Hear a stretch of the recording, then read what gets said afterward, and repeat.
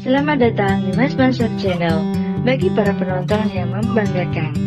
Dalam edisi kali ini, kita akan mengangkat edisi spesial yaitu Merawat Nusantara.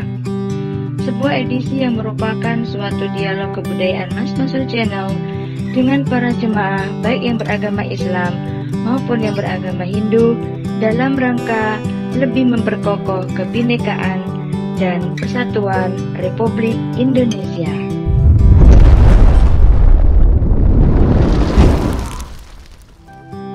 Edisi yang kita angkat kali ini adalah cerita tentang Bong Swiho atau Syahid Rahmat atau yang dikenal dengan nama Kanjeng Sunan Ngampel Denta atau Kanjeng Sunan Ngampel, yang merupakan sesepuh para wali kemudian sukses menyebarkan agama Islam di tanah Jawa. Syahid Rahmat sendiri merupakan seorang yang berdarah campuran dari ayahnya Syekh Ibrahim Asmarakandi atau Al-Samarkand yang hari ini masuk negara Uzbekistan. Dari pihak ibu adalah Dewi Anarawati yang merupakan putri dari Raja Champa yang sekarang merupakan negara Vietnam atau Indochina.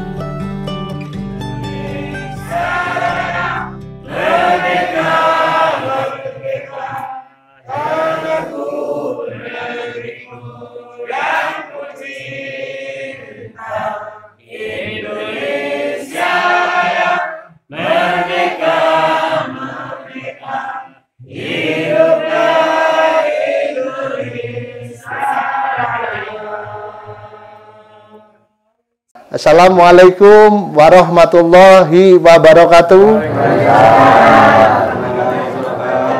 Terima kasih sekelangkong atas sambutannya kepada tantretan, saudara-saudara sekalian, dulur-dulur sekalian, bapak-bapak, ada ibu-ibu yang di belakang, sangat kompak.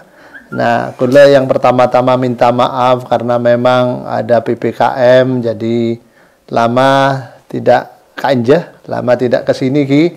Saya minta maaf benet keng tak kanjeen, tapi mikire tantretan, mikir panjenengan sedaya. Jadi saya semakin tidak kesini, saya semakin susah sebenarnya. Misalnya orang pacaran mereka kula setiap malam kepikiran. Ya, hari ini kula barangkali ingin bercerita kalau disetujui tentang bagaimana dulu desa Supiturang itu desa yang hebat. Saya kebetulan menemukan cerita-cerita di dongeng-dongeng dan juga cerita tentang para wali songo. Kira-kira setuju napa enten? Alhamdulillah. Jadi senoto kita bercerita sedikit. Saya insya Allah dimulai cerita tentang satu desa yang namanya Supiturang. Karena kira-kiranya saudara-saudara, bapak ibu sekalian, tahu ndak cerita tentang desa Supiturang? Ya. Tahu nama boten? Ibu-ibu tahu apa tidak? Tahu nenggi, tahu neng. Ada penonton di Mas Mansur Channel, kebetulan ini mau disiarkan tentang desa Supiturang yang hebat ini juga mau diceritakan. Ada para penonton Mas Mansur Channel yang membanggakan sore ini. Jadi kita ingin cerita bahwa dulu kita ada cerita tentang raja-raja Majapahit. Sekilas kada sebelum ke Wali Songo. Jadi beda senyamana Prabu Brawijaya, bapak ibu sekalian. Pernah onenggi? Prabu Brawijaya neka Raja Majapahit terakhir neka kalah ambil anan nyama Raden Fata dari Demak bin Toro. Jadi buruh dari Mojopahit neka diperkirakan senonton neka Kediri. Ya. Kediri neka pusat Mojopahit bilan. Jadi buruh ke namanya kerajaannya, pelariannya mereka ke kerajaan Sengguruh sekitar Malang dan di sekitar namanya Supiturang, yang diperkirakan di daerah-daerah Lumajang Selatan, Lumajang Lao. Mon rakeran menurut babat-babat Sengguru dan Supiturang neka di Lumajang Lao, rakira eka mah. Di mana kira-kira Supiturang itu menurut empean? Nah, sekarang ada desa Supiturang. Kalau dulu Bilen ada yang namanya Babat, namanya Kerajaan Supiturang. Artinya berarti desa Supiturang ini dulu diperkirakan neka tempatnya kerajaan. Dulu itu bodoh tempat rato dan sebagainya perkiraannya. Nanti lain-lain saya mau meneliti. Jadi di sini neka Reje Bilen. Reje neka artinya diperkirakan daerah-daerah Pronojiwo adalah daerah-daerah tempatnya pelarian Raja Brawijaya. Setuti nama Kodam Brawijaya itu Bapak Ibu sekalian. Artinya Bangganten, empean kira-kira kalau Prabu Brawijaya itu ada sekitar sini. Alhamdulillah. Nah, neka yang ingin saya ceritakan itu sekilas ya tentang desa Supiturang. Saya ingin ceritanya campuran bahasa Madura sama bahasa Indonesia ya. Iki mon Madura kepi orang-orang tak tahu neng Kak Sa. Jadi saudara-saudara para penonton di situ, penonton Mas Mansur Channel yang membanggakan, kita ingin cerita tentang salah seorang sesepuh Wali Songo. Rakyatnya tantretan sekalian, Bapak Ibu sekalian, tahu ndak siapa sesepuhnya para Wali Songo? Rakyatan serah menurut cerita nega. Tara nega ngomong-ngomongan be santai. Sesepuhnya para wali bila nega serah. Ayo. Maulana. Jadi ya, pada saya memang ada yang berbicara Maulana Malik Ibrahim. Tetapi menurut data sejarah neka, ternyata antara Maulana Malik Ibrahim ini usianya lebih tua lagi, lebih sepuh lagi. Yang bersejaman, yang paling sepuh sering memimpin pertemuan para wali di Demak Bintoro itu namanya Raden Rahmat. Saya ajuluk Sunan apa? Sunan Ngampel. Oneng napenten? Oneng gimana kamu gi? Alhamdulillah. Mohon orang yang penting doanya kepada para wali. Jadi saudara-saudara tantretan yang namanya Raden Rahmat Kanjeng Sunan Ampel neka bukan orang murni dari Arab, bukan orang Jawa. Rakyatnya orang Napangki. Orang dari mana kira-kira Kanjeng Raden Rahmat Sunan Ampel neka? Kira-kira dari mana tantretan tahu? Yaman. Kalau Raden Rahmat Sunan Ngampel ini bapaknya ini dari Samarkand. Samarkand itu monsunonto daerah-daerah bok setengah Arab Turki. Samarkand itu Uzbekistan. Arab tak terlalu. Yang kedua, ibunya nekah namanya Dewi Amarawati dari setengah Cina, Vietnam monsunonto. Jadi kerajaannya namanya Kerajaan Cempo. Tahu i? Sediri Malaysia, oneng Vietnam Cempagi. Berdasar dari Malaysia namenten. Banyak i. Tapi saya nyaman Raden Rahmat neka keturunan dari Uzbekistan dengan keturunan Cina Vietnam. Rakyatan genteng napenten rakyatan. Insya Allah. Saya jelas kolen foto hidungnya mancu. Takkan tahu dan Supiturang bingung. Jadi ya ini biar tahu sejarah ya. Jadi montan retan deki. Insya Allah kita akan ziarah ke Wali Limo atau Wali Songo. Setuju? Insya Allah setiap tahun. Sebelumnya kita harus tahu cerita tentang yang namanya Kanjeng para wali. Nah, saudara-saudara, tantretan saya dan para penonton yang ada di sana, jadi Raden Rahmat neka adalah anaknya raja-raja Campa, raja-raja dari China Campa, Pak. Jadi antara Vietnam dan China neka, pon setengah di sana. Nah, tantretan yang namanya Raden Rahmat, adik kakak yang namanya Raden Ali Murtado. Jadi kakak, alek kakak nega. Jadi saya sepo neka Raden Ali Murtado, yang muda namanya Raden Rahmat. Nah, neka datang ke Tanah Jebeh sareng bapaknya. Namanya bapaknya Syekh Ibrahim Asmoro Kandi.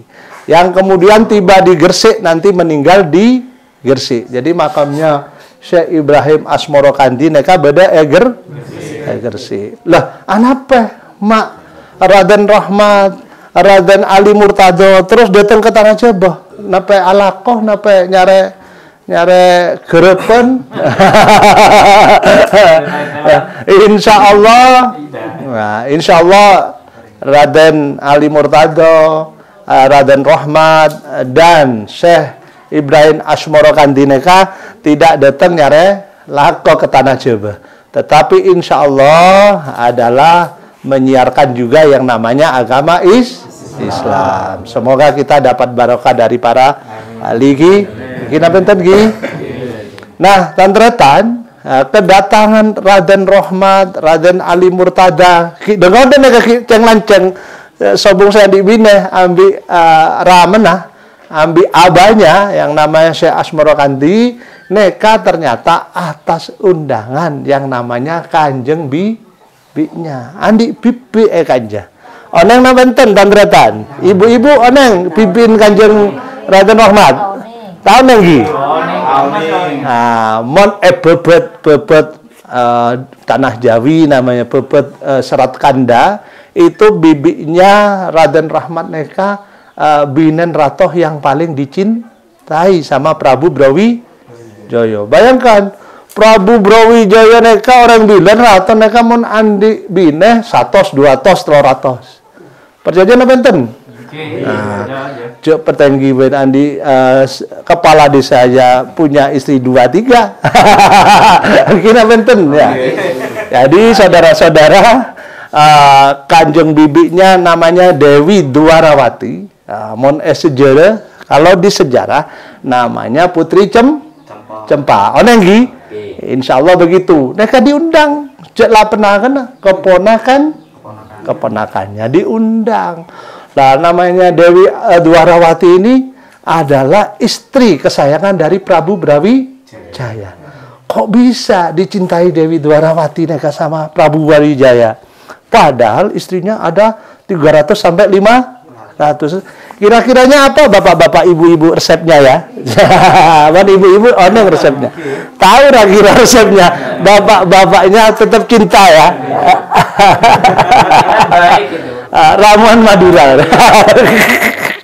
Nah, kira-kiranya istri-istri Prabu Brawijaya ini meskipun banyak kan berasal dari Malang, berasal dari Tulungagung gitu kan, berasal dari Mojokerto, Kediri. Ini orangnya ini wajahnya wajah Jawa. Orangnya paling kuning-kuning biasa ya. Namanya Dewi Dwarawati ini bapaknya adalah Raja Campa, orang setengah Cina, Pak. Bayangkan zaman setengah Cina ini cantik nape bagaimana? Jadi kalau yang lain istrinya itu hitam manis, yang mereka putih kayak orang Cina. Jadi mau ndak mau, yang lainnya agak gelap, yang ini agak terang. Di samping ramuan-ramuannya ya ibu-ibu ya. Ramuan dari Cina ini nomor 1. Jadi itu yang membuat yang namanya Prabu Brawijaya tetap cinta sama Putri Dewi Dwarawati. Nanti makamnya ada di Mojopahit, namanya Putri Cempa. Nanti insya Allah kita akan betul ya? Kita niatkan dari sekarang bahwa kula sampean tantretan insya Allah akan ya. Nah, saudara-saudara, pada waktu itu yang namanya Prabu Brawijaya neka agamanya masih Siwa Buddha. Nah, kalau orang Madura bilang Buddha. Buddha itu artinya ya Hindu di masa bilen sebagai agama yang tua neka. Di daerah-daerah sekitar Supiturang ini kan banyak saudara-saudara Hindu Gi. Di Bonsenen Gi. Dulu di Bonsari, di Bersari ya. Ada Bersari. Supiturang ini dulu Hindu banyak. Terus saudara-saudara sekalian, ternyata kedatangan daripada Raden Rahmat ke tanah Majapahit zaman dulu itu, ya banyak juga yang tidak senang sama Raden Rahmat. Ini orang-orang muda dari Cina, bukan dari Arab ini ya Pak, dari Cina ini datang kok moro-moro mau nyebarkan agama baru dulu. Bilang kan Hindu masih, tiba-tiba mau nyebarkan Islam, mau mengajari rakyat dengan huruf Arab. Ini banyak orang-orang petinggi atau tentara lah sekarang. Polri, TNI-nya Majapahit juga tidak senang awalnya. Kok tiba-tiba ada orang baru mau nyebarkan. Tetapi karena bisik-bisik daripada Putri Dwarawati itulah kekuatan para perempuan. Namanya jenderal-jenderalnya Majapahit siap kalau ada agama yang baru. Tidak boleh berkembang, tapi tidak boleh terlalu besar. Menjerajongku kan bahaya, gini benton. Nah, setelah mau diurus, ternyata nekah keponakannya Putri Cempo. Ya burung Bapak Ibu sekalian ya. Macem-macem. Prabu Brawijaya itu kalau sekarang Pak Jokowi, Pak. Jelah pernah karena Bu kalau sekarang itu Prabu Brawijaya Bu siapa Iriana Jokowi itu. Jadi paling dicintai. Nah, tetapi memang Prabu Brawijaya ternyata karena ini ponakan kesayangannya, dua ponakan ini, akhirnya Prabu Brawijaya titip kepada Raden Rahmat, Raden Ali Murtada supaya semua pasukan Majapahit tidak boleh mengganggu. Malah karena memang mungkin lemah omongan dari Putri Cempo yang namanya Raden Rahmat kemudian diberi tanah. Jadi mohon bilang diberi kedudukan Raden, diangkat, tidak ada yang berani sudah. Wah, ini ponakannya raja ini. Diangkat. Kalau sekarang disiarkan di TV. Kalau dulu ada Pak, lencananya Pak. Jadi disiarkan di TV. Kalau sekarang ini adalah keponakan Prabu Brawijaya. Yang kedua, kemudian ya diberi dana Pak. Yang ketiga diberi tanah, disuruh untuk mendirikan yang namanya tempat pendidikan alias pesantren. Jadi tantretan semua. Pesantren pertamanya kira-kira pesantrennya Raden Rahmat ini di mana kira-kira? Ayo tare. Gresik. Ada yang bilang Gresik. Wah. Insya Allah berlafat nih. Kira-kira di mana? Kira-kira di desa Ngampel Denta. Makanya Raden Rahmat ketika sudah menjadi Sunan punya pesantren dijuluki yang namanya Sunan Ngampel. Mak lemban tantretan ini kalau ke Ngampel tahu sejarahnya. Diniati. Jadi ziarah juga mendoakan. Juga sejarahnya wajib kita tahu. Nah, Kanjeng Sunan Ngampel merasa berhutang budi pada Prabu Brawijaya. Jadi ambil Raja Mojopahit abek teh dalam arti secara adat Sunan Kanjeng Ngampel Sunan Ngampel menghormati senyaman Prabu Brawijaya. Nah, di Kanjeng Sunan ternyata ada dua aliran, Pak. Aliran saya pertama, Bapak Ibu sekalian, karena Islam sudah mulai besar, alirannya beda yang namanya tidak usah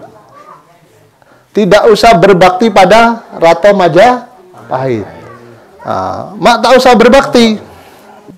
Nah, tantretan yang aliran pertama para wali kan beli songo. Kira-kira yang sering apolong 8. Kalau Maulana Malik Ibrahim sudah diperkirakan jarang ketemu karena usianya lebih tua. Jadi Neka bodo Sunan Sunan Kudus, Sunan Giri dan sebagainya. Nah, yang namanya Sunan Ngampel neka sangat aliran yang sangat menghormati Prabu Brawijaya. Cek lah benden, cek lah neka Sunan Ngampel neka diselamatkan, tidak boleh diganggu, bahkan diberi gelar Raden. Jadi sebagai orang Islam, Sunan Ngampel neka harus mengucapkan terima kasih, meskipun tidak ikut dari Prabu Brawijaya, tetapi selama pada Sunan Ngampel, para wali tidak boleh melawan yang namanya kerajaan Majapahit. Neka cerai tenang. Dan ternyata saudara-saudara, Kanjeng Sunan Ngampel niki orangnya cerdik. Tahu cerdik? Cerdik ini pandai melihat keadaan. Jadi supaya Islam disebarkan dengan baik, dengan jalan damai. Jadi Sunan Ngampel neka tak teman atokar, tidak pernah bertempur atau berperang. Jalannya jalan damai. Jadi yang namanya anaknya Sunan Ngampel yang pertama, Sunan Ngampel ini sendiri menikah satu dengan yang namanya Mas Karimah, Dewi Karimah. Dewi Karimah neka dari Sorbeja. Jadi bila Sorbeja beda namanya Dewi Karimah, neka kebineh yang pertama. Neka punya anak namanya punya anak namanya Mas Ayu Murtosiah. Mas Ayu Murtosiah neka kebine ambi yang namanya Kanjeng Sunan Giri. Ada yang namanya dinikahi oleh Sunan Giri. Berarti Sunan Giri neka pernah kena. Yang kedua Mas Ayu Murtosima. Mas Ayu Murtosima neka dinikahi oleh yang namanya Raden Fata. Raden Fata neka anaknya Prabu Brawijaya.